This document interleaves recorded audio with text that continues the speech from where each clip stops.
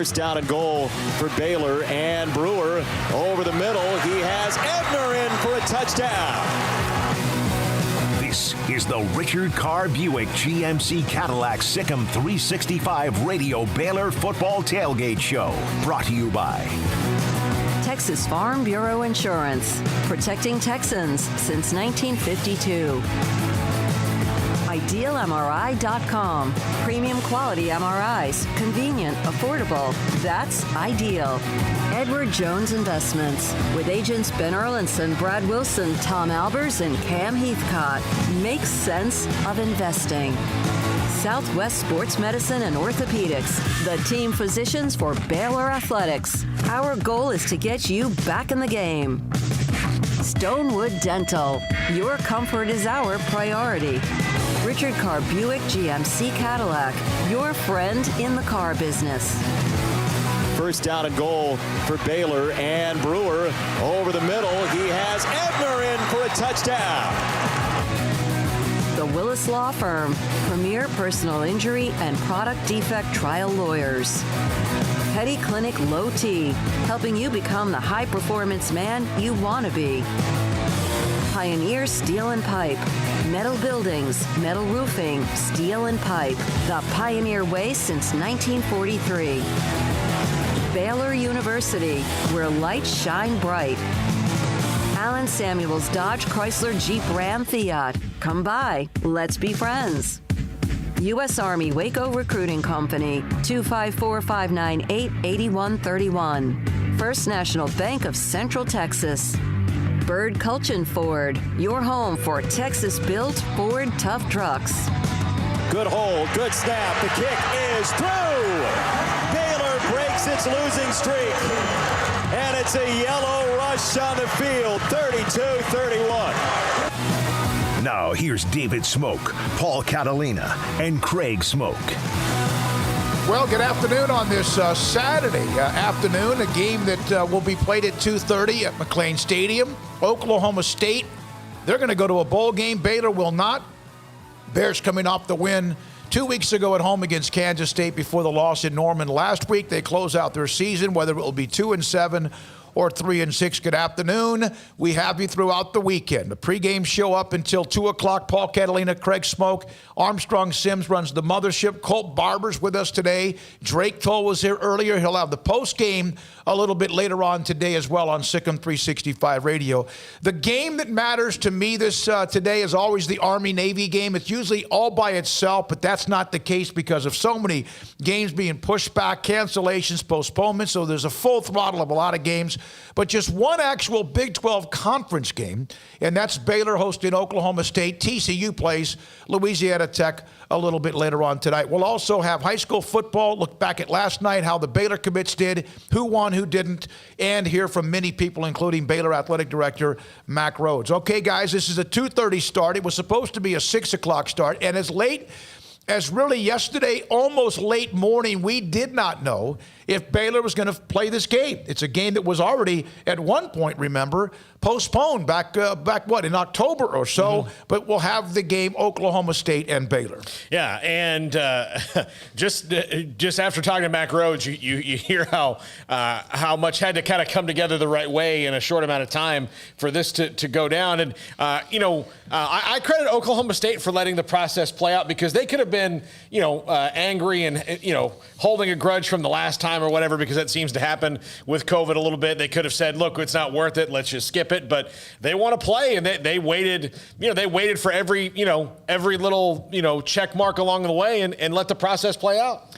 Yeah, credit to Oklahoma State, credit to Baylor as well for, being able to navigate this situation for a second, third time, whatever it's been at this point that we're even aware of. But, yeah, I mean, they could have, in all honesty, just said, we're starting to have problems again. Let's go ahead and shut it down. I mean, we're seeing plenty of teams do that. We're seeing plenty of teams go ahead and say, hey, I'm not going to play in a bowl game after this weekend or this or that. But Baylor obviously wanted to get this game in. Oklahoma State really wanted to get this game in. I think that was something that if you listen closely enough to Mack Rhodes, he really drove home how much Oklahoma State also wanted this game. So they both want to be here. They both want to play. And I think most of us are excited to watch this Baylor team just, one more time and see what they have in store. We will get into some high school football. Jordan Jenkins and Lindale in the 4A Division I semifinal came back from the dead against Austin LBJ. He had another 270-yard game. They had held Lindale in check at halftime 28-7. The Eagles come back to kick a field goal at the buzzer to win it.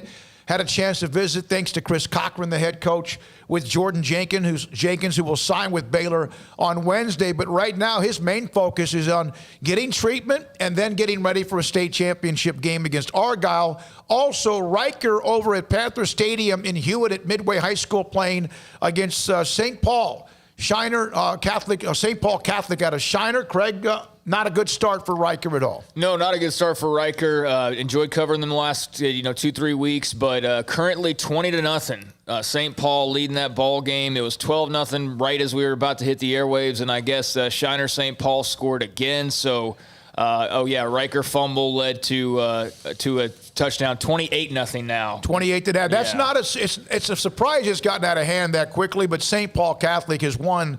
Riker's got 9 state titles to their name, 4 back from 2003 or 4 through 2009, but it's been a while. St. Paul Catholic has, I think, 8 in the last 15 years or so. And we can look at this one of two ways. It's now 28-0, and it's gone from 7-0 to 28-0 really, really quickly. Yeah. But there is a lot of time left, so you can look at that one of two ways. This is either going to be a really bad blowout, or they've got some time to come back. So we will see. But 28-0 St. Paul over Riker right now. Before I left the condo a little bit ago on the way here to the studio on Elm and MLK, I recorded Army-Navy. I should be home in time to watch, of course, Baylor-Oklahoma. I'll be at the Baylor-Oklahoma State game, but I recorded the game so I can have a chance maybe later to sit back and watch. It's always an emotional day for me because my father, U.S. Naval Academy graduate, Craig's, of course, grandfather as well. And, Paul, your dad was a part of the Army, Yeah, he was in the Army. He was, he went to A&M, so, but he rooted for Army. I remember one time I liked a guy that was on Navy when I was a kid. I can't remember who it was. Did you get suspended but for I was like, oh, he's good. And your he's like, PlayStation? And he's like, yeah, don't care. I'm not sure how many Navy players I could name outside of Roger Staubach. Over time. But it was one of those years where Navy was kind of good. And who was the guy that was their quarterback that ended up breaking so many records? Keenan Reynolds that we talked to at the Super Bowl one year. Again, the game between Oklahoma and West Virginia, that's too bad. That was canceled earlier in the week. So Oklahoma goes into the Big 12 championship game against Iowa State. Iowa State 8-2, 8-1 in the conference. Oklahoma 7-2, 6-2 in the conference. They had already wrapped it up because they had won head-to-head with Texas and Oklahoma State. Would have been interesting what would have happened because of what we've seen and talked about with the Big Ten. Had Oklahoma needed to beat West Virginia and the game was canceled.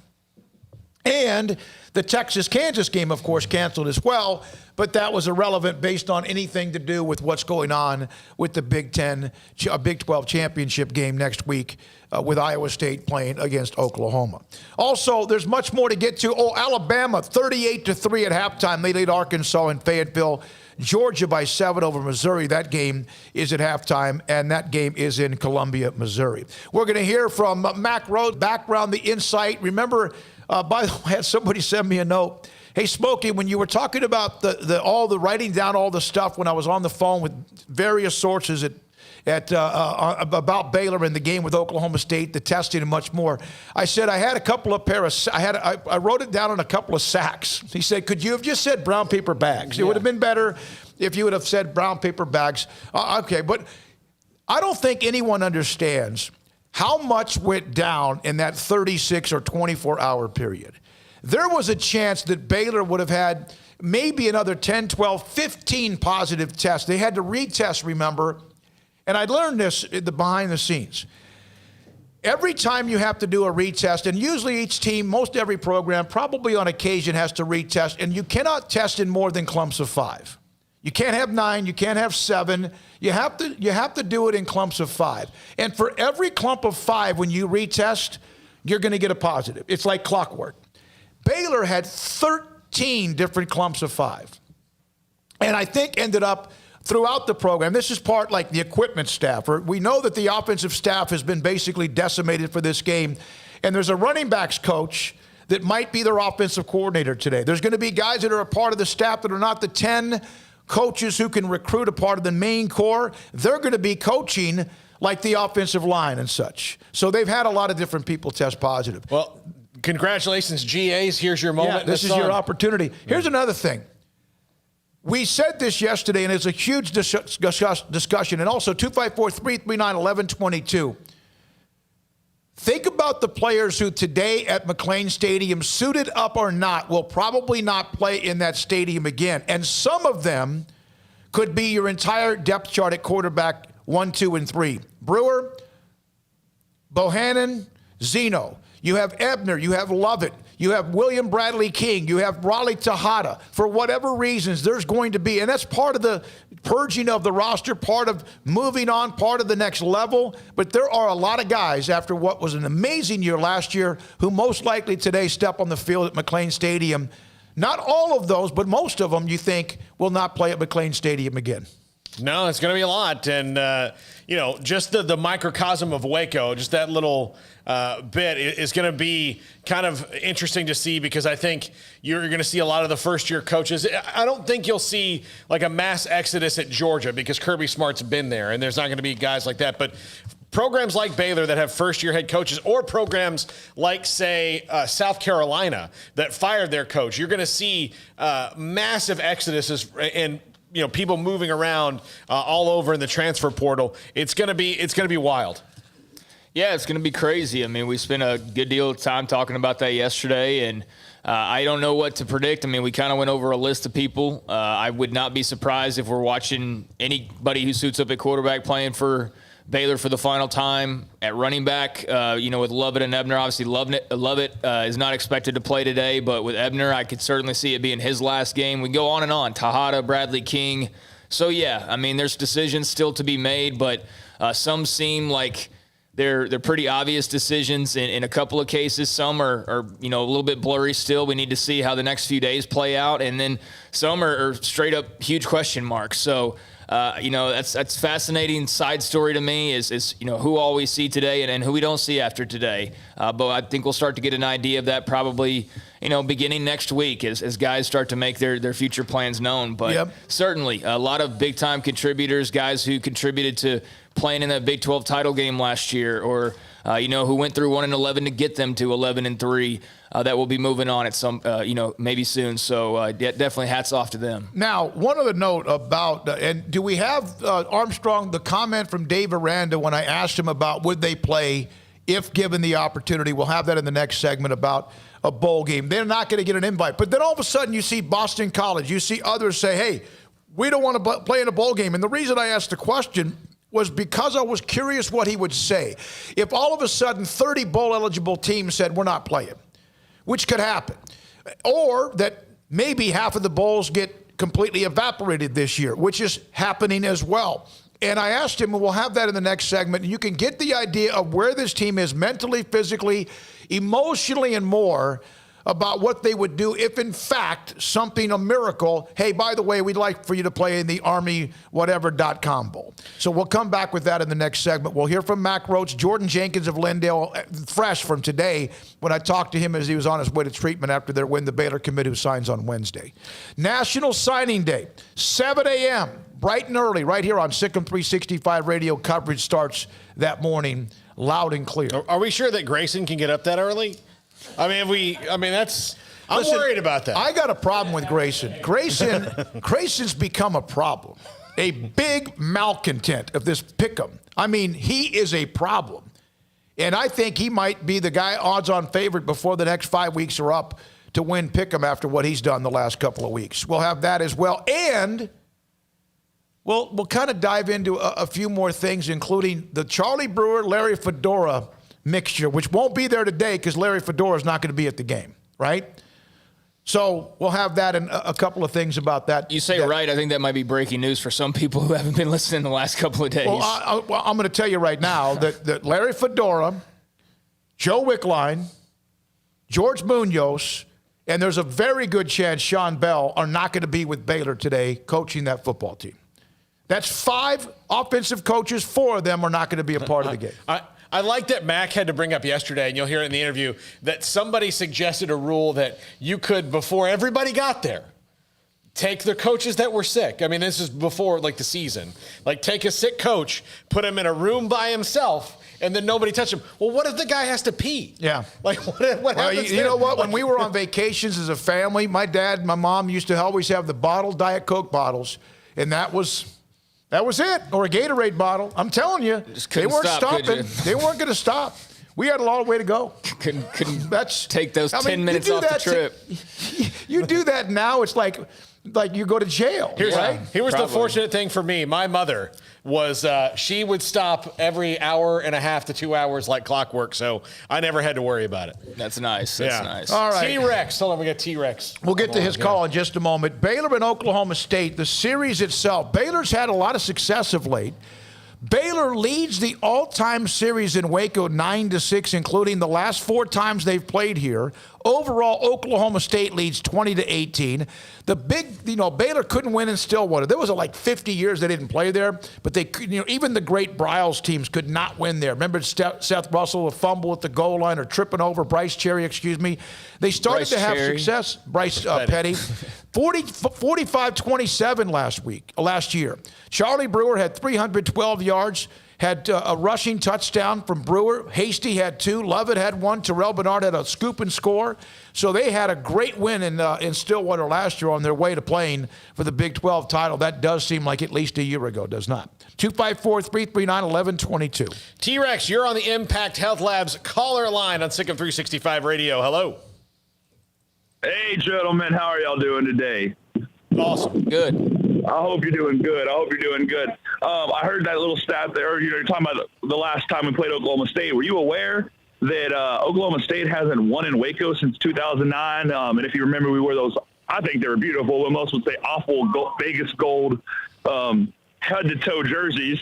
Luckily, we're not wearing all gold today, so hopefully we make this 11-year streak that they haven't won in Waco. Ignore the fact that that's an every other year stat, but 2009 is the last time Oklahoma State won in Waco, so I don't see any reason not to keep that going. So on that note, I hope you're all feeling really good about today, because I'm feeling really good. Been out here for a while at the SicEm365 tailgate. Already threw 2 bottles of champagne. About to bust open the other nice, tasty drinks we picked up from Riverbend Liquor last night. Nice. So I got one thing for the Oklahoma State fans listening. Turn your car around. Get the hell out of Waco, because Baylor Bears have nothing to lose. It's the last game of the year, and we're coming with everything we got, and we're going to put you back in your place and send you and little mullet-headed Mike Gundy back to your home, because guess what?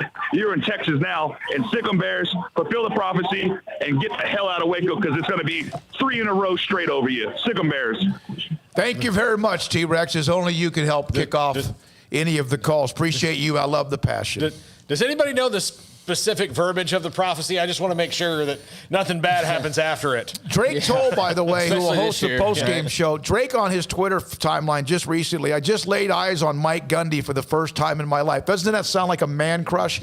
Nothing could have prepared me for this moment. That's from Drake. He will be on with the post-game JD tonight after the game ends. 2:30 kick, so it's probably about 5:30 or 6. As soon as that clock starts, hits 0. I can tell you, Drake would have been fascinated by the year he debuted the mullet at Big 12 Media Days, when you'd kind of walk past him and you'd stop and look and be like, is he really? Yeah. Yep, he's doing it. There's a couple of basketball notes I want to bring up. Texas and Baylor men tomorrow, 2 o'clock tip at the Farrell Center.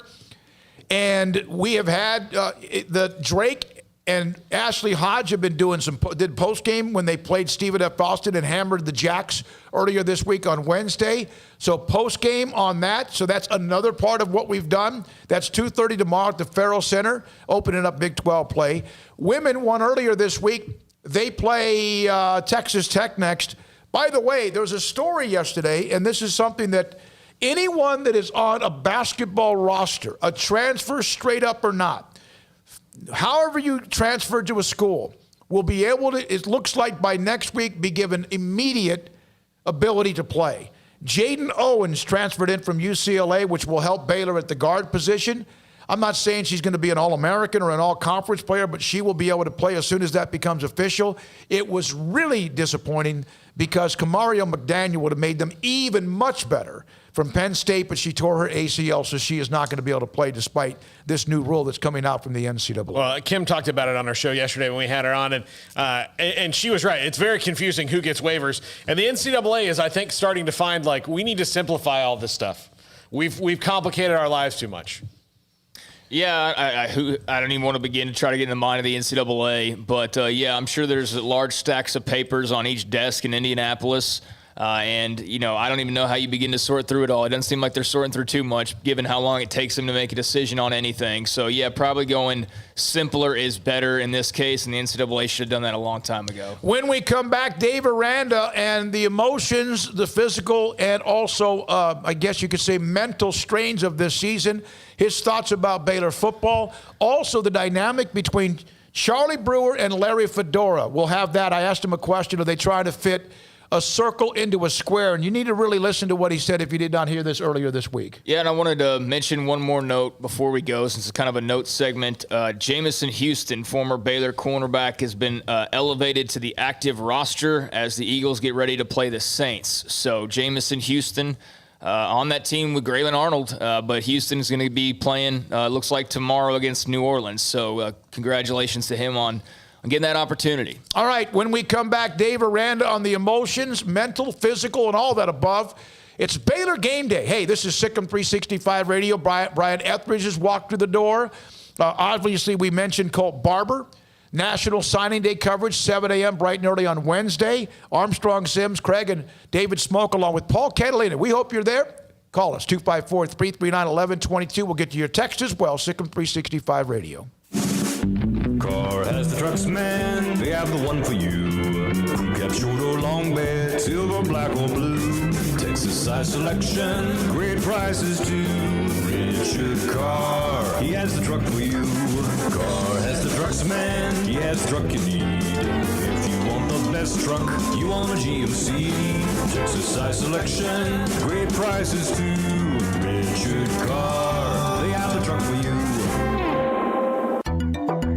It takes time to reach goals. It's a truth that applies to more than sports. It goes for your financial goals as well. You work hard for your money, and you deserve an investment strategy that lines up with your game plan. And Tom Albers, your Edward Jones financial advisor, can help. If your financial investments aren't putting forth the effort you desire, stop by today for a financial review. Tom Albers, 4301 Lakeshore Drive, 254-776-7605. Edward Jones, member SIPC.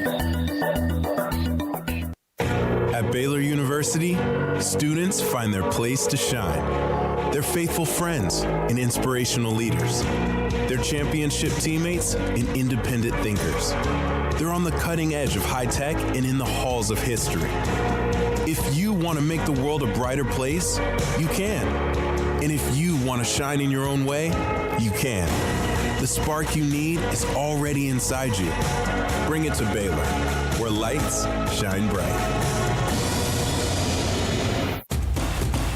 Hey, this is Bryce Petty, former starting quarterback and two-time Big 12 champion, and I know firsthand the importance of being in top shape both on and off the field. So listen up, men. If you're feeling beat down day in and day out and looking for that high-performance edge that separates the men from the boys, then look no further than the Petty Clinic Low T in Waco. Petty Clinic is a comprehensive men's healthcare clinic with an atmosphere catering to men. Board-certified Dr. Kent Petty has a special interest in offering the highest quality medical care to men of all ages. Some of the services offered include screening and treatment for low testosterone or thyroid, infertility, high blood pressure, diabetes, high cholesterol, sleep apnea, while offering comprehensive wellness exams and complete men's health lab panels. High performance men, remember, it's not just a Petty thing. This is Bryce Petty, encouraging you to reach out and Google search Petty Clinic Low T or go to pettycliniclowt.com and get your complimentary lab screening today. In Texas, there's pea-size hail and baseball-size hail. Guess which one hit our house? We didn't even know where to begin, but we called our Texas Farm Bureau insurance agent, and he was so reassuring. He knew exactly what to do to get our house back into shape and our lives back to normal. Now, we're even more thankful for the roof over our heads. Stop by and see our agents at one of our 3 McLennan County locations. Coverage and discounts are subject to qualifications and policy terms and may vary by situation. Texas board-certified personal injury trial lawyer and Baylor alum David Willis and Baylor alum Parker Willis are ready to help if you or a loved one has been wrongfully injured in an auto accident, SUV rollover, industrial accident, 18-wheeler crash, or were seriously injured by a defective product or recalled drug. Call them for a confidential and free case consultation at 1-800-GOT-HURT or visit them at texastriallawyer.com, principal office in Houston, Texas. This is the Richard Carr Buick GMC Cadillac SicEm365 Radio Baylor Football Tailgate Show. All right, back. Baylor Football Pregame Show brought to you by Richard Carr Buick GMC Cadillac. Thanks to Richard Goff, Richard Carr, also Lance Aldridge, and the great folks at Richard Carr Motors on Loop 340 just off the Imperial exit in Waco. So, Baylor's 2-6. Going to finish either, it's easy math, 3-6 or 2-7. They were not, or most likely, going to be eligible a few weeks back to make a bowl game. However, this is a unique year, and there are bowl games being dropped. There are bowl games being moved to the state of Texas. There are some that just won't happen. And there's too many of them, in my opinion, but that's for another day. However, there are also some teams that are bowl eligible that are going to say no. Boston College is one. Pittsburgh's one. So I did not for sure. I asked Dave Aranda on Monday during the time I had a chance to visit with him one-on-one. If, in fact, something happened and you were offered a bowl game, this kind of summarizes where this program is right now. If, in fact, somehow a bowl game was available, I know you're going to be able to practice through the 19th. But if a bowl game became available at 2-7 or 3-6, would you take it? Right now, I would say no. I think right now we're really focused on this next one. And, I just think just with our depth, just with our kind of our mental state and just the, so many guys have sacrificed so much. And it hasn't, the mental and the physical are kind of there's not really a line there anymore. It's very much grayed out, and so there's guys that are putting it, giving us everything they got to get us there and get us a win and finish this out strong. And so like my motivation is like what we can do to win today and get us to where we can, get ourselves a W on Saturday versus a really good Oklahoma State team that I know is going to come in pissed off and ready to play. And so, that's really all we're thinking about. That's Dave Aranda, if in fact there was. We also had talked to Mac Rhodes even a couple of weeks ago. I saw a report from somebody earlier this week that they would not play a non-conference game on the 19th. We knew that. Mac said that to us a couple of weeks ago, then reiterated. And Craig, that's part of your column earlier today or this week on SicEm365.com about this team is headed to the finish line. It's over after today. Whatever time the game ends at 5:30 or 6, they're not going anywhere else. And they're pretty much – and I know some like, come on, everybody's dealing with it, but they are pretty much out of gas. I mean, yeah, they don't have a whole lot of depth now at this point, and it's been a long season, guys. I mean, I'm seeing people on Twitter today who are like, excited they have one more game, and I'm not talking about just Baylor fans. I'm talking about college football fans in general that are kind of like, all right, we got here. You know what I mean? Like just happy to be at the end. And it's one of those things that you were glad to start it, but you're also glad to almost see it finish just because of how stressful it has been. I don't think that's necessarily the case of the majority, but I do think that's probably the case with a lot of these coaches and players. As much as you don't want to leave your brothers or leave your university or whatever, this has just been such a drain that I think, in some cases on this Baylor roster, on any roster in America, there's guys that are just like, I'm kind of ready for this to be done. And I think that Baylor's, in that group somewhat, and I think they're excited about, things that are going on and excited to eventually get back to it. But, just the way it started, what it's taken to get to the finish line, everybody just needs to take a deep breath after today. I'd be curious on the text line or call us 254-339-1122. Do you feel that way as a fan? Are you to that point where, hey, watch them today, hope they win today if you're a fan of Baylor, and then you just need to take your own deep breath, or you wish there was still 3 games after this one? 254-339-1122. As a football fan, it's been trying for you as well, even though physically and emotionally we're not so much a part of the game. It's tough. But some teams have handled it very well. I'm not sad that football season is ending at all. And look, and I'll just be honest with you. You mean some teams' football season is ending? There's still games to play. Yeah, but I mean, I'm not sad that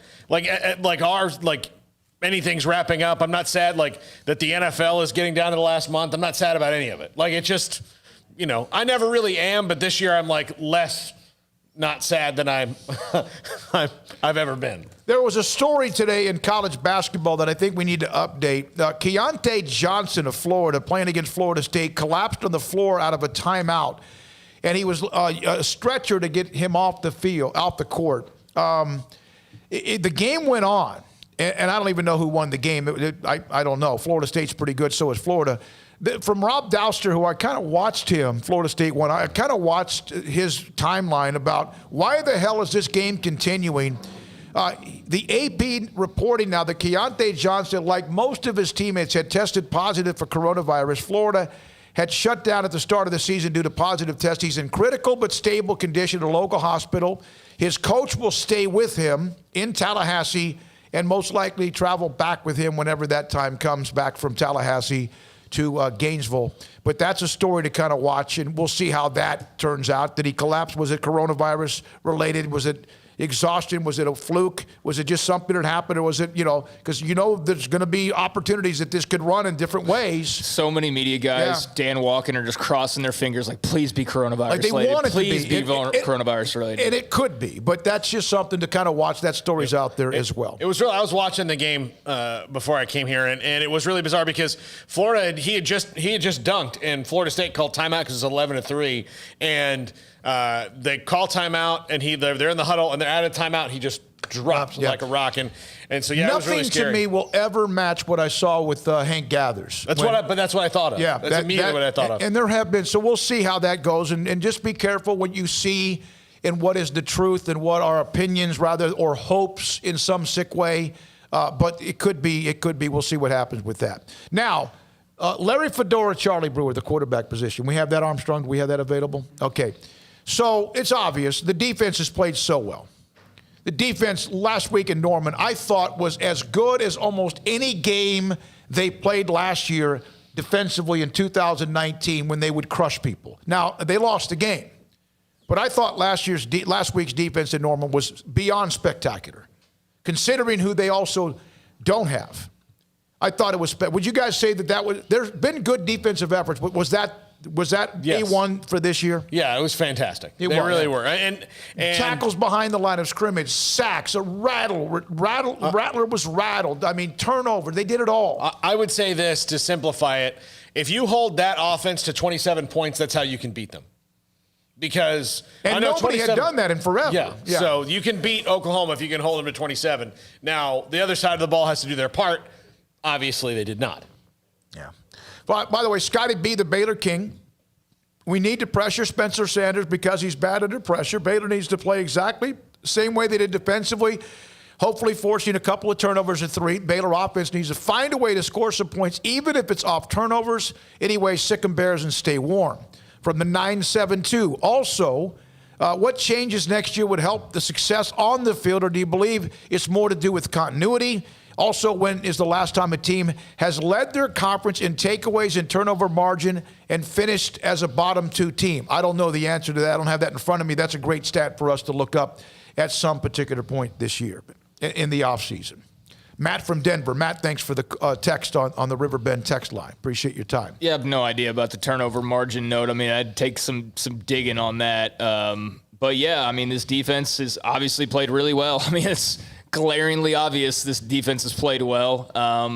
So it's been a surprise in a way because we thought that this might be a team that took a step back defensively. And, some believe this was going to be an offense that took a step forward. It seems like the offense has just stood in place really from last year. And the defense has maybe even taken a step forward somehow, believe it or not, without even Terrell Bernard for most of the season. So there's a lot to like there. A lot of guys you'd expect to be back on that side of the ball, though you will lose William Bradley King and perhaps a Raleigh Tejada. But you're going to have a lot of other good players returning next season, and I think that group's future is very bright. Obviously, you have to get the other side fixed, though, because you can be as good as you want to be on defense, but if you can never score points on offense consistently, doesn't matter. You can hold everybody to 14, but if you can only manage to muster up 10 to 13 points every game offensively, doesn't matter. So we know what the strength is. We know what the negative of this team is right now, and it's been obvious all year, and it very well may be obvious again today. We'll see, but I would expect the defense to play well today. You know, Oklahoma State, back when this game was canceled. Rikers at the half, by the way, 42-6 St. Paul. St. Paul's going to win a state championship again. Nice run for Tyler Holcomb and company, though. We were a part of it for 3 weeks. We appreciate that. This game was pushed back that was originally scheduled for somewhere in October. Was it late September, early October? One of the games that was pushed back. And Oklahoma State, since that time, they've kind of had a rocky road themselves. They're 6-3, 5-3 in the conference. They're in that stack of that midsection that you get when you get older. Kind of just there. This was a team with Tylan Wallace and Chuba Hubbard that said, we're coming back. A quarterback that was at least experienced enough after last year under fire. And have they underachieved Mike Gundy's team? And they're consistently always in the mix, but have they underachieved? Well, that's what they usually do. But Spencer, the biggest thing is Spencer Sanders hasn't played most of the year. I mean, most of the year he was hurt. And so his development obviously stunted by that. And he's, he's a bit of a roller coaster. He's a roller coaster. I mean, he's fun sometimes to watch and is super athletic, but he has no regard for the safety of the football. And so that's what hurts them a lot. And, they've underachieved. That Texas game was, I think that'll keep Mike Gundy up at night for the rest of his life. That was the game, that's a home game, where Texas was wounded and went into Oklahoma State. And in fact, Oklahoma State, weren't they? I can't remember. At one point, they were winning the game, and then Texas. They're winning the whole time until the end. And Sam Ehlinger pulled off one of those drives. And of course, it was also a special teams mistake by Oklahoma State, among some other things as well. By the way, I have to say this, Armstrong. Did you know that Nebraska's losing to a team that has 33 players not playing today? Wow, I did not know that. That's not the seventh time you've said that today. All right, so back to Fedora and Charlie Brewer. Was this just a disconnect because, remember what Charlie, when I had that conversation, I just kind of bumped into him during the summer. He couldn't wait to be a part of this offense. What's happened here? Charlie's been down. Charlie's had his problems. He's not been by any means perfect. He's also had the great moment against Kansas State in the second half, which was kind of like reminded you of what he was like last year and a couple of other times. The 7-6 bowl team, because he's a major part of why they went bowling 2 years ago. So what happened here? Is it just a bad fit from what Fedora wants to do compared to what Charlie can do? I don't think Charlie Brewer's got a full skill set, for one. I think that he is very limited in some ways. I think his offensive line stinks and doesn't allow this offense to do anything close to what they would probably like to do. I don't think this offense really knew what it wanted to do to begin with. I think the lack of spring ball was a big deterrent or a big detriment early on. And, Larry Fedora's comments came back to bite him from early on of having not watched too much film from the previous season. Well, clearly you didn't, because you were figuring out through the first 5 games who your best players were. Sometimes it felt like, right? So I just think it's a combination of, Charlie's just Charlie. He's not magically going to turn into a guy with a strong arm. He's not magically going to turn into a runner like RG3. He's good at what he's good at. He's not so good at some other things, and you just have to roll with what you got. And I think it took them nearly the entire season to figure out what they had in Charlie Brewer, or what they didn't have in Charlie Brewer. And they're just now realizing, oh, hey, he's better when it's like this. And it's yes, had you known that 8 games ago, then maybe you'd won more than a couple. So you combine that with just the weirdness and the disjointed nature and a bad O-line. And, there's a lot that leads to a not very productive offense. Larry Fedora has been a head coach at Southern Miss. He's been a head coach at North Carolina. That doesn't mean he always had success. There's a reason he's no longer at North Carolina. He was a known commodity. He's a veteran guy. It's not like football disappeared from his brain. But sometimes it just doesn't work, and you wonder if a lot of the things working against them, spring drills, a normal offseason, even maybe in some cases a normal August, missing non-conference games. But yeah, when he made the comment that I don't watch old film, that was kind of I don't know if it was a red flag, but it kind of like, really?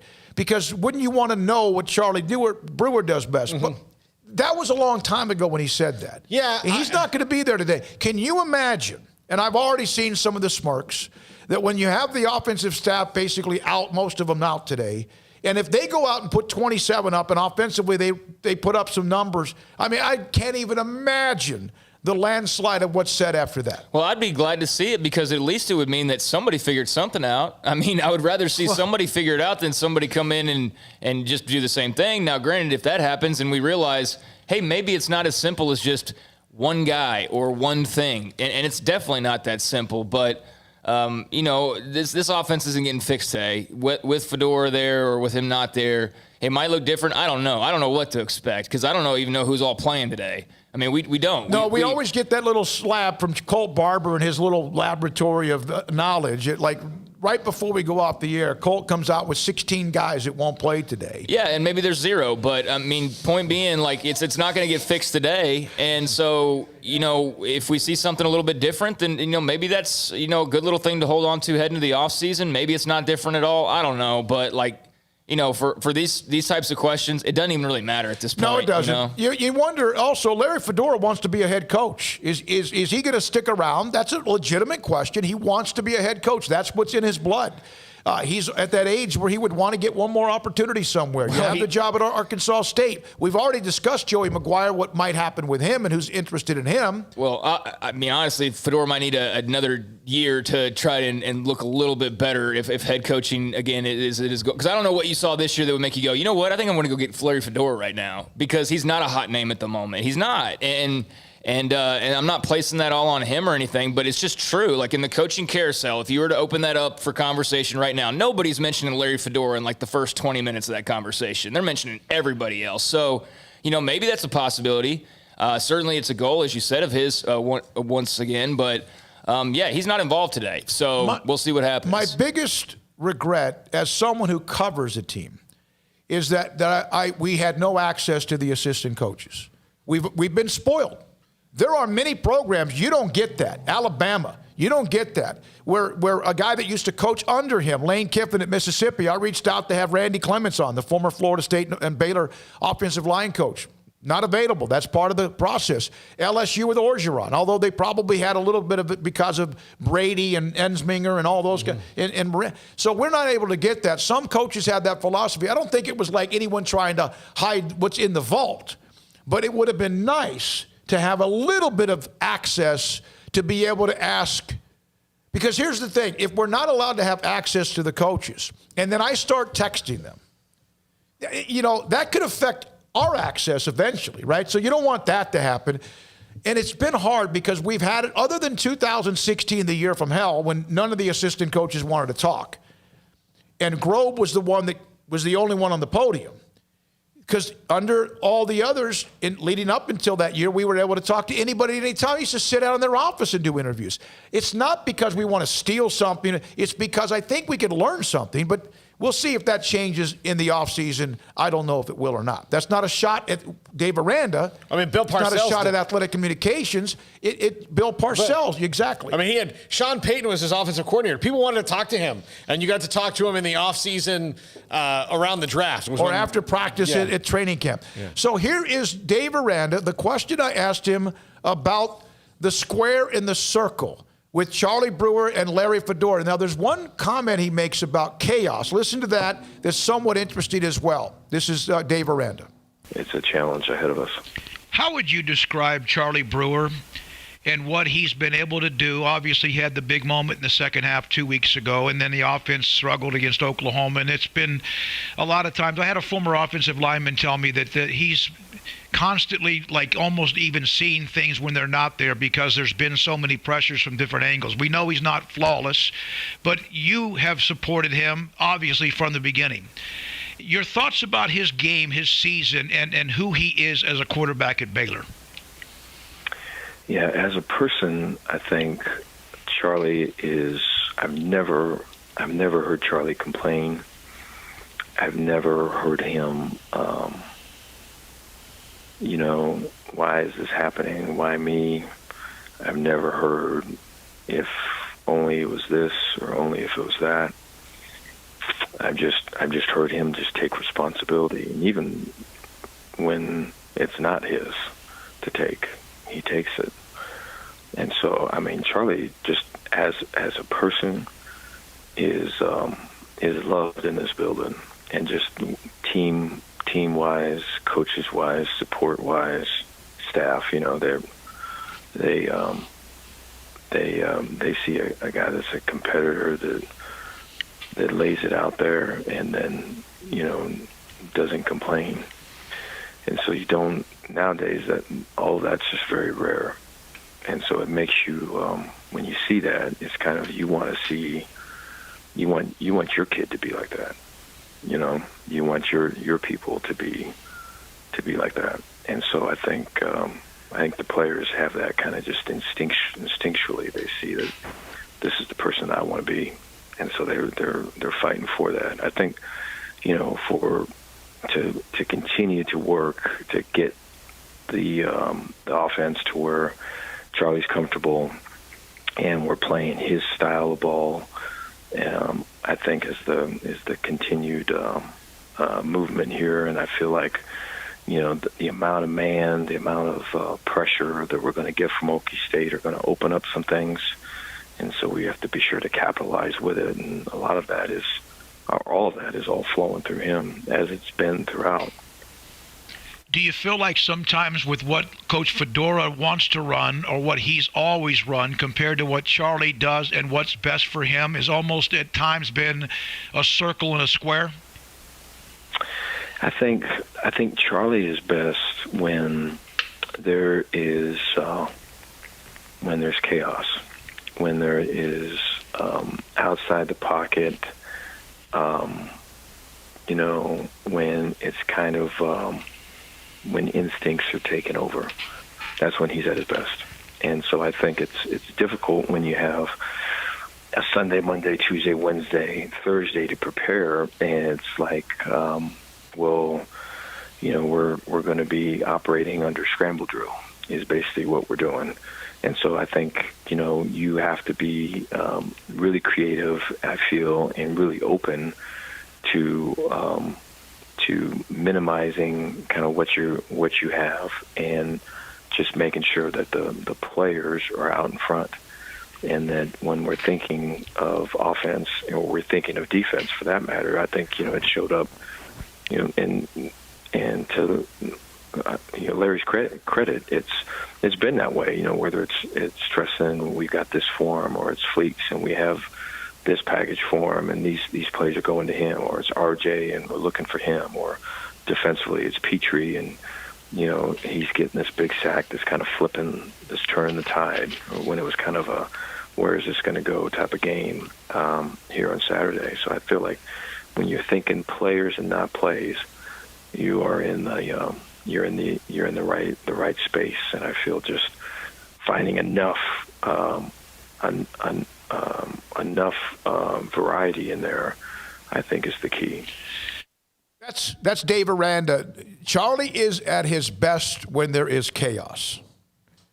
And at times, that's when his instincts, his ability to have some, timing to get out. Now, not all the time. He's not that fast, not that quick, but that at times when we've seen him, when the game gets crazy, it's almost like, hey, by the way, we're down 24-0 and hadn't even kicked off yet. But we'll see what happens with that. Craig, you got a note about Baylor. I got another note, but I have a couple other notes, and one including Carolina, the Panthers, and Matt Rule, and a basketball note as well.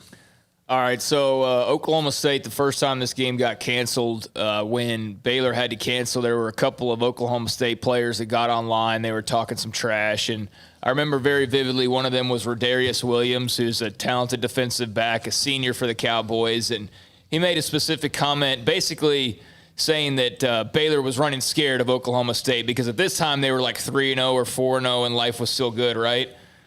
News coming down, Rodarius Williams will not play in today's game versus Baylor. So he is out. So I guess he's running from Baylor if he wants to use his own methodology. So they will not see each other this year, Rodarius Williams and Baylor. But it's kind of funny how that works out. That's something Gundy just mentioned on the pregame. But he's a very good player. So, I mean, there's a guy right there that if you're looking at who Baylor might be missing, that's a player for Oklahoma State that'll be missing. I had somebody yesterday when I mentioned that on Thursday when I mentioned Baylor was battling COVID and the coaching staff.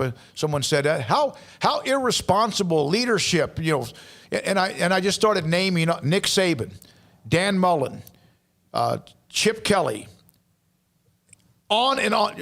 There's been 15 coaches that have had, now Matt Wells at Texas Tech. It's part of what you have. College basketball note then, Stephen.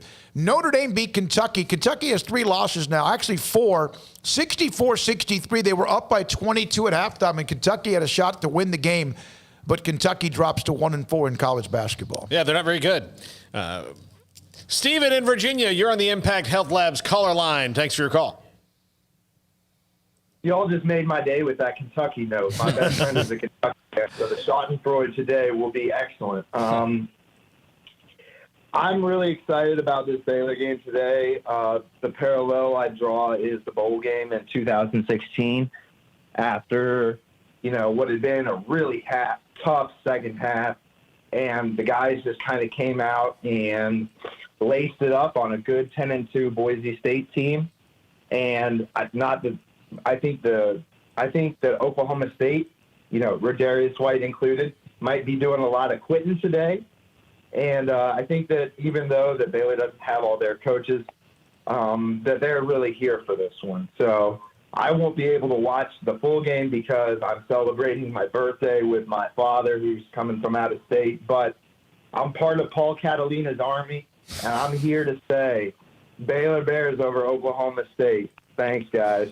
Happy birthday, man. Happy birthday, Stephen. Yeah, happy birthday. Welcome aboard. Wait a minute. Is this a part of the Armstrong Sims Paul Catalina fight? The social media battle that's going on? Is this it?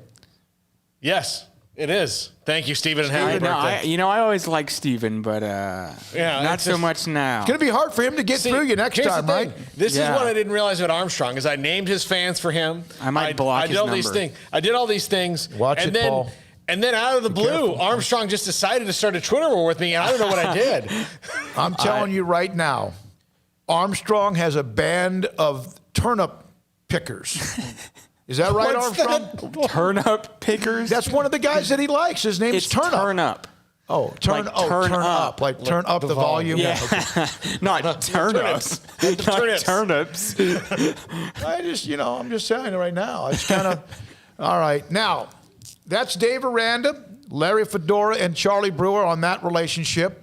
And who knows if this is the last time we see Charlie Brewer, Jacob Zeno, Gary Bohannon, and others. It's going to be an ongoing the next several days. That's going to be a huge story. Are we going to commercial break soon? Yeah. Because I'm going to say something controversial potentially, and I don't mean it to be a negative anyway, but if Charlie Brewer does in fact move on, I'm not going to be tired of talking about him moving forward because it's been such a roller coaster of 4 years, and I know you've spent a great deal of time, talking about Charlie. We've all talked about Charlie ad nauseum, but I am going to miss watching him play if today is, in fact, the last day. We don't know that, though, just yet. But, I mean, just what a career it's been. And, I'm just glad that we don't have to talk not so much talk about him, but talk about what is the issue or what is wrong with him or what is wrong with the coaches or what is wrong with this or what is – like, how many times can we just sit back and enjoy Charlie Brewer? I've tried. Think about it. In 4 years, how many times did we ever just sit back for more than like the 2 hours after a fourth quarter comeback and just appreciate Charlie Brewer? Never in 4 years, pretty much. I did. Well, I know. I'm talking about in the general, collective obviously. We. Yeah. The group we. There was the people who talk about Baylor football. It's almost like a grass that you mow a front yard and you see one weed. What about... You just dwell on that. Yeah, and so I wish him, no matter what he decides to do after today, whether they get drilled today, he plays well today, or whatever happens in the future. I hope the same thing with Jacob Zito, because he gave Baylor a thrill in that Oklahoma game in December. And Gary Bohannon was the highest-rated quarterback they've ever had, I guess maybe even higher than Jarrett Stidham. And that was just an awful evaluation by the recruiting guys. If that's the case, that is Gary Bohannon was rated higher than Jarrett Stidham in quarterbacking statistics or ratings. Are you kidding me? Are you kidding me? I also think he was rated higher than Charlie Brewer. Yeah. Anyways. I also think this about the quarterbacks at Baylor, and a lot of what Charlie Brewer has either frustrated you with or just tantalized you, thrilled you. RG3, Bryce Petty, Nick Florence, Seth Russell, Jarrett Stidham. When you follow that group, I don't care who you are, those are all, some of those guys won a Heisman Trophy, and some of them, Bryce Petty was close to being a part of that discussion. Seth Russell in 15 and 16 could have been a part of that discussion. Jarrett Stidham had to wait his turn. Even though they started to get it. Think about this with those who want to, how come Jarrett Stidham was patient, although he ended up playing a little bit as well. Wasn't that patient? Yeah. Obviously. Well, eventually he left, and again, the changeover in 16 had a lot to do with it. So we got to go, but anyways, my point just being that I'm not looking forward to Charlie moving on per se. I definitely appreciate Charlie. I'm just not, if in fact today's the last day we're talking about this, I'm not going to miss just the constant outpouring of hatred towards Charlie Brewer from some segments of his fan base. I do genuinely think that's a minority of the fans. No, sure. They're just the most vocal ones. Yeah, but they are the loudest, and that's, kind of typically how it works. But yeah, you do have to keep in mind that it is typically the minority. You've got little 10-years at home with their Charlie Brewer jersey on, and they aren't calling for him to be pulled out. And that's the majority of fans. And you have 30-year-olds who are acting like 10-year-olds at times. But this is the other thing. It's kind of like what we do here. We have a ton of people who have opinions about things, but will never call a show or anything like that. But the crazy dude who has the fringe opinion usually it's going to be the one who's angry or most vocal or just bitter. Yeah. Before we get too off track on that, we got to go. Obviously, I just wanted to say that, though, but Colt already passed along a note that said Trey Sterling, starting safety, also out for Oklahoma State. So that's two of their secondary members that will not be playing today. Colt's evil when it comes to wanting the players to not play. He's evil. He searches out, like he's talked to somebody's grandmother. Hey, by the way, is Donovan playing? I almost wonder if he takes COVID tissues and just throws them in people's He's got one of those damn it dolls, that's what he's got. All right, coming up next, Jordan Jenkins of Lindale. He'll sign Wednesday with Baylor. That class of 2021 that's kind of had a little bit of attrition, but he's going to sign. A few others will as well. One of them is a quarterback, and Kyron Drones of Shadow Creek. They won their by-district game. Jordan Jenkins from earlier this morning, I spoke with him about their thrilling come-from-behind win that sends Lindale to a state championship game, and that's next on SicEm365 Radio. At Ideal MRI, we feel blessed to be part of the Waco community. We're a small family business here in Central Texas. At times like this, the cost of healthcare has never been more important. And unfortunately, significant illnesses and injuries still occur. And that's why Ideal MRI is open and here to serve you through this difficult time. So if you need an MRI, ask your doctor about Ideal MRI. You can schedule online in minutes at idealmri.com or call 833-IDEAL-MRI. Southwest Sports Medicine and Orthopedics, the team physician of Baylor Athletics. Our doctors specialize in the diagnosis and treatment of any and all sports-related injuries. Celebrating over a decade of service in Central Texas, our doctors are equipped to handle a wide range of issues, whether it's your foot or ankle, orthopedic spine care, your hand or wrist, knee and shoulder pain, or if you're in need of our arthritis or total joint clinic. Come see us at the new Baylor Scott and White Ted and Sue Getterman Sports and Orthopedic Center. Trusted doctors at Baylor Trust, Southwest Sports Medicine and Orthopedics. Our goal is to get you back in the game. Let Camille Johnson Realtors guide you seamlessly through the process of buying your dream home or selling your current one. Commercial, farm and ranch, or residential, Camille Johnson Realtors can smoothly and successfully lead you through any transaction. With a team of 28 experienced agents who are excited about serving you, Camille Johnson Realtors services the entire greater Waco area. If you're in the market to buy or sell, contact Camille Johnson Realtors, 104 Midway Center in Woodway, or find them online at www.camillejohnson.com. Camille Johnson Realtors, elegant, charming, warm. Welcome home. Born in Waco, Brotherwell Brewing exists to serve the Central Texas community with locally crafted beer of the highest quality. They want to bring Central Texas closer to the brewing experience so everyone can enjoy well-made beer as much as they do. For 2.5 years, they've been bringing high-quality beer to Central Texas at their location on Bridge Street in East Waco. And this football season, you need to stop by on game day for curbside pickup or stop by their tent next to SicEm365 at Brazos Parking for your pregame refreshment. Brotherwell Brewing believes in community and bringing people together to enjoy products made in their community. So for your game day, whether it's a tailgate or at home, stop by Brotherwell Brewing for high-quality craft beer made right here in Central Texas, 400 East Bridge Street, and check them out online at brotherwell.com. It's the heat of the summer, but the real heat is what you're cooking on the grill, smoker, or in the oven. So Waco Custom Marketplace can be your go-to playmaker for summertime grilling. You can't go eat anywhere else? Be your own chef with custom ordered and cut ribeyes, sirloins, fillets, New York strips with a focus on high-quality beef at a competitive price. Waco Custom Marketplace also has fresh deli cuts with sliced turkey, ham, pepperoni, or corned beef. Waco Custom Marketplace also your home for the freshest seafood in town. Salmon, shrimp, mahi-mahi, great priced chicken products, whole birds, tenders, chicken breast, and wings. Waco Custom Marketplace with smoked items unique to Waco, house-made bacon, summer sausage, boudin, hot links, and German sausage. Every seasoning for every occasion, grilling, baking, or frying. Your hometown grocery store with canned goods, pasta, fresh baked bread, buns, chips, sauce, condiments to pickles, charcoal and lighter fluid, cold beer and wine, best kolaches in Waco, mouth-watering cinnamon rolls, and here for the community every single day, helping you avoid the long lines in crowded stores, serving quality products to the Waco community. Go online for the weekly value boxes. Family owned and operated Waco Custom Marketplace, 425 Lakeview Drive in Waco, or WacoCustomMarketplace.com. This is the Richard Carr Buick GMC Cadillac SicEm365 Radio Baylor Football Tailgate Show. All right, here we are. SicEm365 Radio pregame show. We'll update one game in Central Texas that's going on, and it's not going well for Tyler Holcomb and Riker. No, I mentioned this a few minutes ago, but at the half, St. Paul 42, Riker 6. So that's going to be done for Riker. Good run into the state championship game, but losing today to St. Paul Catholic out of Shiner. There is one... I think all the other Central Texas games, College Station playing today against Sherman in 5A Division I. The others, Temple beat Waxahachie soundly, impressive, 38-0 in their bi-district game. They'll get now Rockwall Heath in the second round of Division II 6A. Now, late last night, Lindell with a spectacular come-from-behind win, 31-28, field goal at the buzzer. Had a chance earlier today as he was on his way to treatment.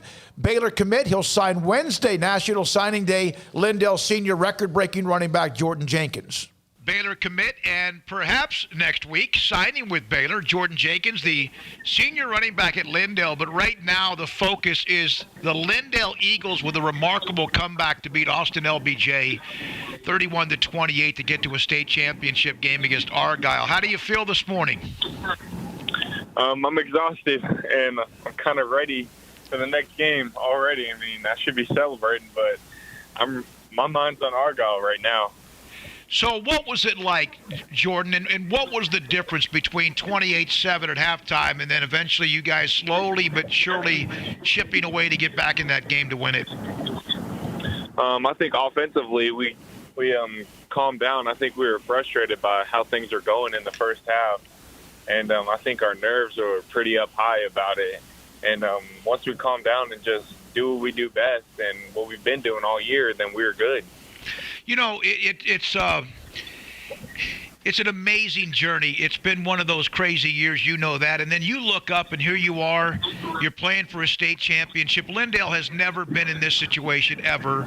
We all know that. Can you try to describe the excitement after the kick went through from Love and just the community and what it's like even today? Everybody was fired up, I'm telling you. I believed that he would make it. I really wasn't nervous that he was going to miss or anything. So I knew we had the game in once Lyndon got on the field. But once it went through, I was ready, and I was really excited for our team. And all of our work has come down to one more game. Where were you when they blocked the original field goal that was an offsides call that was brought back and they returned it for what looked like ended your season? I was on the sidelines watching it. I knew that it was offsides from the start. I saw them jump off, and so at first I was a little bit worried, and then I saw them throw the flag, so I was relieved. Yeah, that I don't know if you of course you wouldn't know this. You're too young, but back in 2004, Kilgore was playing in a championship game against Dallas Lincoln, blocked a field goal in double overtime and ran it back to win the game. And that's what I was thinking. I was flashing back to that, but the offsides call, at least the flag was thrown. So you were kind of held in check at halftime. 10 carries, 70-something yards. You ended up with nearly 30 carries, 200 and Lord knows how many yards again. What was the second half like, and why did you feel like the more you got the ball, the more you started wearing them down? Yes, sir. We talk about body blows, and those really set in the second half. And I feel like our O-line had a better feel of their D-line as well, and they were able to reach backers better and handle the D-line as well. And things just started opening up for me more, and I became more confident in myself and what I can do. You had a long run, didn't you? Like a 60-yard touchdown run? What was that play? Yes, sir. It was one of our regular plays. Wait, actually, it might have been. I don't remember which. It was either stretch or counter that we ran. Right. And I knew that I needed to score one. I needed to create a touchdown for us. And so I was determined on doing that. And I saw, number one, he had stopped me in one of the other long runs, and I did not want that to happen again. I had to get past him, and I did, and it turned out. You know, it's crazy how momentum, huh? You just never know. When it was 28-7, obviously it didn't look good. They're running the ball all over you guys. And is there a moment where you felt like you could feel the game flip and that even though you still trailed that you were going to win the game? Yes, sir. In halftime, we had started talking about everybody was confident that we were able to win. I think nobody doubted that we didn't have a chance at all to win. And I think when Eric took it back, that really started the ball rolling for everybody and created some juice for all of us, and that it just started everything. Yeah, you had a kick return by Eric Williams, a fumble recovery, I think, for a touchdown. Colton Weidman made a couple of huge plays on fourth down, and they kept getting the ball in their territory. So here you are. Baylor's playing, by the way. You know that this afternoon against Oklahoma State. Do you get a chance to watch that? And then of course, focus in on Argyle and playing for a state title. Yes, sir. I'll be watching. I'm about to head to treatment real quick, and then right after I'll be tuning in for the Baylor game and watching my boys.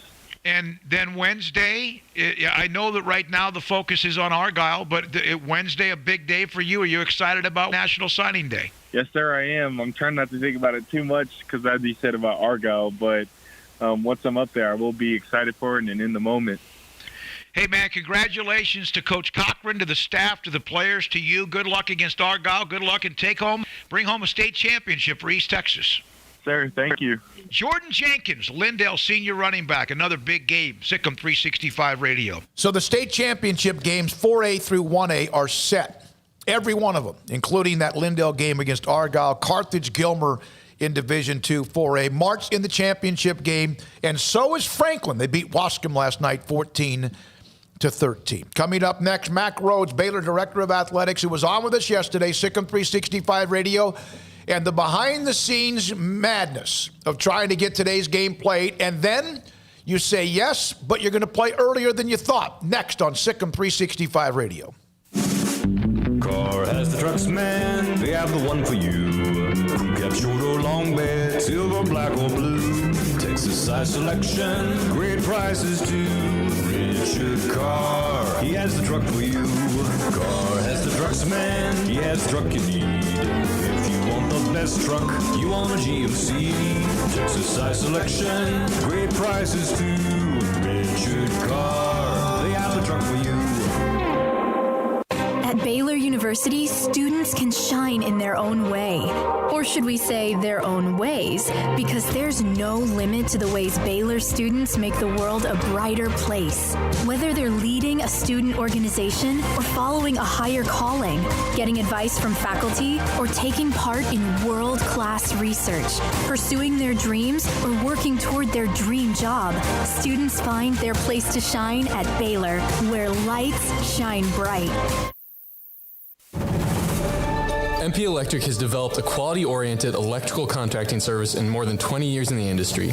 Led by President Mark Perry, our electricians go through a 5-year apprenticeship program, are licensed by the state of Texas, and getting continuous education annually upon renewal. In great part, the success of MP Electric lies with its management and professional expertise of its employees. All of our employees share a dedication to quality and commitment to serving the needs of our customers. For new construction and remodels, parking lot, lighting and surge protection, landscape lights, security lights, troubleshooting and repairs. For industrial manufacturing, food and beverage, paper and publishing, heavy industry, cement and rock crushing plants, water distribution plants, and utilities. For 20 years, MP Electric has serviced industrial, commercial, and residential products. We do service right. MP Electric Inc. at 1890 Galaxy Road, Waco. MPElectricUSA.com. What you do in privacy is your own business.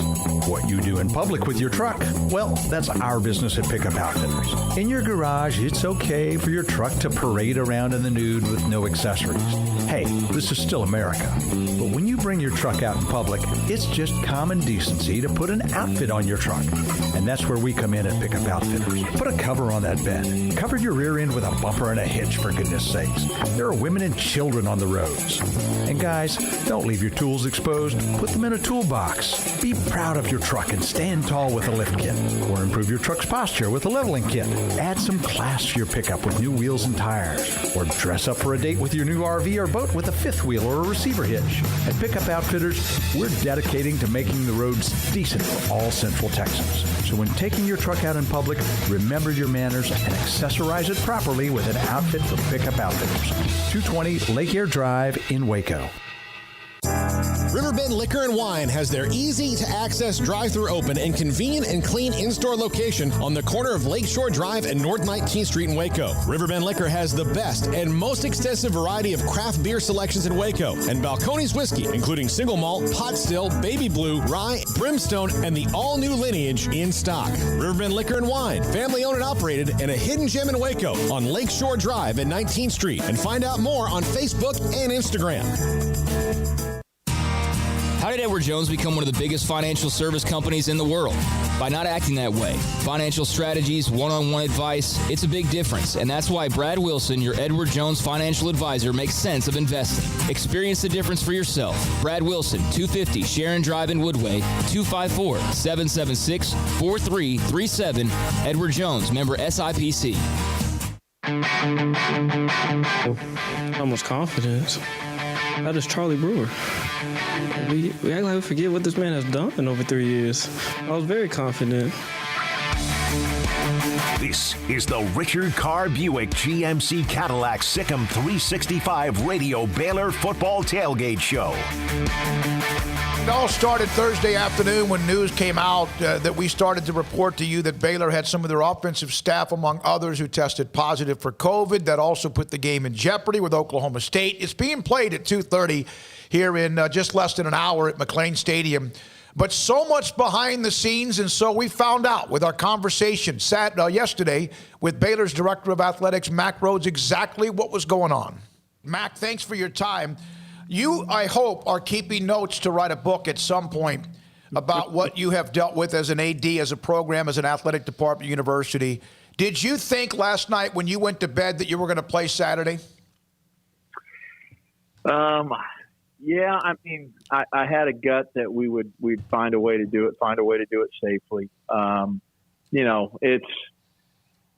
me retract that statement. To be honest with you, I don't know what I thought. It probably just could have gone either way, and I'm glad that we're playing, and certainly we were surprised. Yesterday when we were made aware of some positives from a PCR test on Wednesday. Mac, how much did the last couple times that you've had to deal with this allow you to react as quickly as you did and maybe a little more informed than the first time around? Yeah, I mean, I think, practice makes perfect, and we've had some practice, unfortunately, and so I think just the protocol and making phone calls immediately and how we deal with the lab and how we inform certain people, probably we're able to do that maybe a little bit more quickly than what we've done in the past. So, but grateful for our staff, with Kenny Boyd and others, just the way the entire thing has been handled. That would include also Coach Aranda and so I'm happy that we can play a game tomorrow. Mac, are you a little bit relieved that you'll get a proper send-off, for seniors and guys that aren't going to come back next year? Whereas, last week, had you known it was going to be the last game, even though it was in Norman, you kind of prepare yourselves for like, hey, guys are going to move on to another chapter. But, had this game been ripped away, you wouldn't have had that opportunity. So, I mean, is it kind of a relief in a way that there will be a proper send-off or a proper end to the season versus just realizing, hey, it's over? Yeah, I personally like, ending the season at home, especially this season. Before you say goodbye to your student athletes before they go home for break, right? That we have the one last opportunity to be together as a family in McLean Stadium. I think that's healthy. I think that's positive for us as we move forward, particularly because of the year that we've all experienced, the nuances, the hardships of playing during a pandemic. Mac, a couple of things. On the minimum number you have to play, is that minimum number minus COVID, or is that minimum number minus COVID and injuries? Yeah, I think in general, the way we looked at it as a conference, right, was, the 53 on the roster, it didn't necessarily, you weren't trying to define, COVID, not COVID, right? It's just, did you have 53, scholarship or 53 roster, on the roster, student athletes available, right? And then again, when we went to those three position groups, the minimums there, we really looked at it in totality and didn't try to, pick out, injury versus COVID, right? It's just the number that you have available, period. And if you don't have that number available, it doesn't matter how you get there, right? Then you can't play. And, it's been out there, I think, Smoak, you may have reported it, but it's been out there. This here was not a student athlete issue for us in terms of, that minimum threshold of 53 on the roster or the three position groups, the offensive line, defensive line, and quarterback position. This is really a staff issue. And, so that's where the positives were. And we're going to go into the game on Saturday, minus some key staff members, but we'll work through that, and coach will work through that, and we won't use it as an excuse. So we'll be ready to play, and after we learned of the positives yesterday, we cleared the facility out just for precautionary measures. We did test, right? Normally you test the Wednesday and then you just test Friday. We did test again yesterday, a PCR test Thursday. And we were able to get those results back late last night at about midnight. And the good news was we only had one additional positive, right? And then we followed that up this morning with the normal Friday antigen test, and we had no positives. So we feel like we've done our due diligence. We feel like, by the time we we get to the field, at 2:30, we'll have ensured that there's nobody, on the field that has the infection, and been in conversation with Oklahoma State. They have been obviously very comfortable in the way we've handled it. Not only Coach Holder, but certainly their medical staff. Their medical staff talking to our medical staff, vice versa. So that's how we've handled it, and we'll look forward to playing one last home game in McLean for this year. Are you tempted to do one more test in the morning? Yeah, I mean that's under consideration right now, and we may do that. And I think both schools have had conversation, and I don't know that we've decided. When I say we, both schools, I don't know that we've decided that definitively. But if that's an extra layer, and our medical people feel like that's just another extra layer, an extra precautionary measure to do that, then that's what we'll do. One other question, if you don't mind, on the coaching staff, which I had the report about the offensive staff. Let's say a team is riddled like a position group on one side of the ball or the other. Is there any kind of waiver that a GA or somebody else who's quality control, who's done that before, can coach in the game? Can that happen? Is that something that can move quickly? Yeah, it is. It is something that can move quickly, and you can have a conversation with the NCAA, and you can move a GA into that or a quality control into that. What you can't do, and this has been very specific for this year, but you can't, for example, have a second booth, let's just say, in the stadium, right, and bring a coach that maybe is infected, right, and get them up there before anybody's around, and keep them in there and keep them isolated, and let them, call the game, work the game, right. You can't do that. That's against NCAA rules. It's only the one booth, right. And then, we saw it with certainly with Coach Saban, but if you're positive with COVID in your home, you can't do anything from home in terms of input with the game, et cetera. So, both of those things you can't do. And so you have to get creative in how you fill those spots. And believe me, we are working on and have gotten creative in terms of how we staff for the game tomorrow. You're at peak creativity right now. Yes, absolutely. So, in fact, we contemplated calling one of you. So. Hey, I'm available. I don't know the terminology, but give me 6 hours and I'll get 80% of it.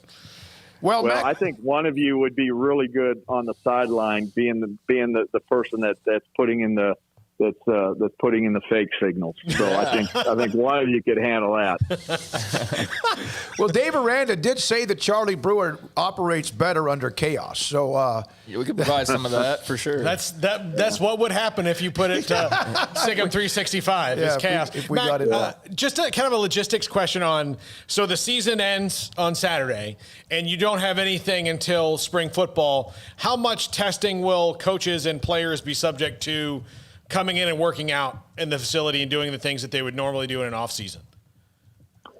Yeah, it's a great question, Paul. And when we reconvene for workouts and stuff, we'll go under the same types of testing protocol, again, making sure that when we're together that we're infectious free, right, that we're social distancing. I would envision that when we get back to workouts, smaller groups rather than large groups. And so we'll take, continue to take, precautionary measures, et cetera. And, I want to emphasize that, through our medical staff and coaches, right, we would not be playing a game tomorrow if we thought it was unsafe for our student athletes. We've said all along that when we began this, their safety health and safety is first and foremost. And so, we're in a position to play, and we're going to play the game. Mac, I don't want to fast forward too much, but I'm just imagining on Saturday night after that game gets played, fingers crossed, all that, will you breathe the biggest sigh of relief that, the football season has come and gone and you were able to complete it? And I know you can't really think about that right now, but just imagining for a moment what that will be like to put the bookend on the football season. What do you think that will feel like personally? Yeah, I think that, Craig, it's a really, really good question. I think, I certainly think there'll be some reflection back and just kind of the journey when we started, how we started, where we started, and the fact that we made it. I think there'll be, maybe a sense of relief and even a sense of accomplishment. I think, more than anything, right, is just, how do we then move forward and wrap our arms around our kids? And, this again has been really, really hard on them. Mm-hmm. It's been hard on their families. It's been hard on our coaches, their families. Right. And so how do we regroup and come together again and move forward? So, it's been, it's I don't know. It's been an interesting year to say the least. And I'm, I sit here as athletic director, and I'd be remiss if I didn't say how proud I am of our young men and everything that they've had to endure, persevere through. They've been champions, and I feel the same way about our staff. Holy smokes for what, Coach Aranda as a first-time head coach has gone through all the adversity. Today, last night, when we talked about staffing plan this morning, never winced. Just this is what we're going to do, and this is how we're going to do it, and we're going to be okay, right? And so he's been a champion, and again, just proud of our student athletes and grateful to their families and proud of our staff and their families as well. So you are dealing with this behind the scenes. The report that we had yesterday afternoon's out there. So the Big 12 and Oklahoma State probably knew what might be going on with communication. But then all of a sudden you get a call. Hey, what do you think about playing at 2:30 tomorrow? Yeah, and that was an interesting phone call. Because, when they called, I said, we're willing. I'm not sure we're going to be able. And so we certainly obviously work through that. But it's been quite a past 24 hours. So well, we appreciate you giving us time that you gave us to kind of clarify a few things. So you have some staff. Your antigen test today came back with no new positives, and you're ready to go. The minimum roster. Position groups, 2:30 kickoff. Oklahoma State knew, Mike Holder knew, Bob Bowlesby knew, doctors, medical staff, everybody knew that this was what was going on and where you were, and said, let's go play football. Yep, that's a concise summary of what happened, and grateful for the opportunity to play one more game. And depending on what happens in the next few hours, you might see me or Paul or Smokey on the sideline holding a sign tomorrow. Holding a sign. For throwing fake plays. I can't wait for the hold up the sign with the fake, like the colors on it or whatever it is. It'll be our logo. I mean, it's going to be the SicEm365 Radio logo. Mac, thank you, man. Get some sleep if you can. All right. Thank you. That's Mac Rhodes, Director of Athletics at Baylor. They're just going to put music in our headset.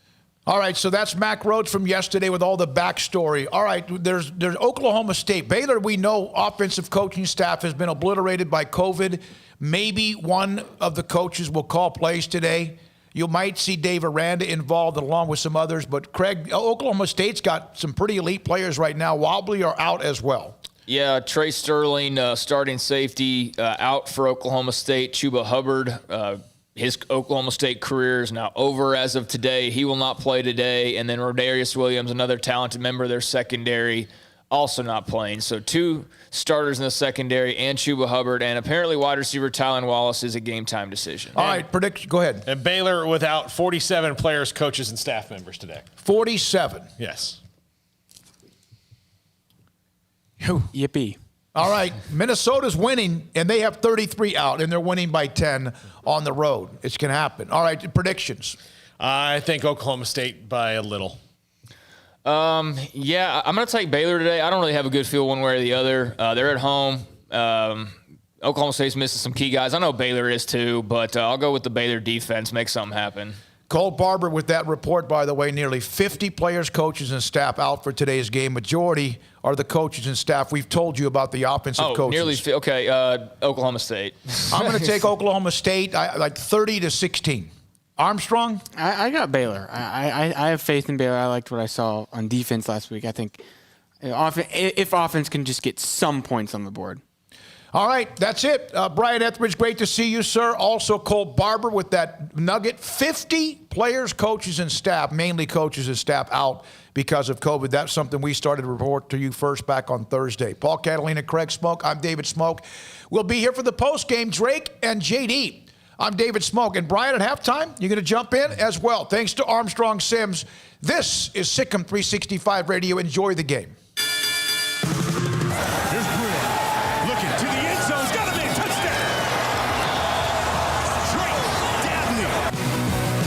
Listening to the Richard Carr Buick GMC Cadillac Sic'em365 Radio Baylor Football Tailgate Show. Brought to you by Texas Farm Bureau Insurance. Protecting Texans since 1952. IdealMRI.com. Premium quality MRIs. Convenient, affordable. That's ideal. Edward Jones Investments. With agents Ben Erlinson, Brad Wilson, Tom Albers, and Cam Heathcott. Makes sense of investing.